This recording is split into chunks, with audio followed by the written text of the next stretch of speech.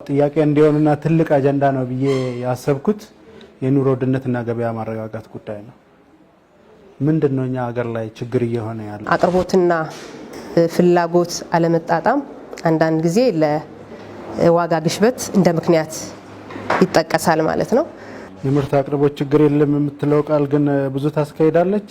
አሁን ባለው ሁኔታ ጠፋ የሚባል ምርት የለንም። ዋጋ እያጨመረ የሚያድረው ነገር ችግሩን ወዴት እንውሰደው? አሁን ወደ ቁጥጥር እንውሰደው? ወደ ምርት እጥረትና ችግር እንውሰደው? የንግድ ቁጥጥር ስርዓታችን በር ለበር ነው። 13ቱም ወረዳ ላይ የበር ለበር የቁጥጥር ባለሙያዎች አሉ። ባለሙያዎቻችሁ ይታማሉ። ከስነ ምግባርም አንፃር ከብልሽትም አንፃር የቁጥጥር ባለሙያዎቻችን እጃቸውንና ልባቸውን ንጹህ አድርገው ቁጥጥር እንዲያደርጉ ግንዛቤ እንሰጣለን። ደቂቃ ውስጥ ወስዳለሁ። አሁን ፍቃድን የነጋዴ ልውምብል ንግድ ፍቃድ ለማውጣት ተቋም ላይ ነጋዴው መምጣት አይጠበቅበትም።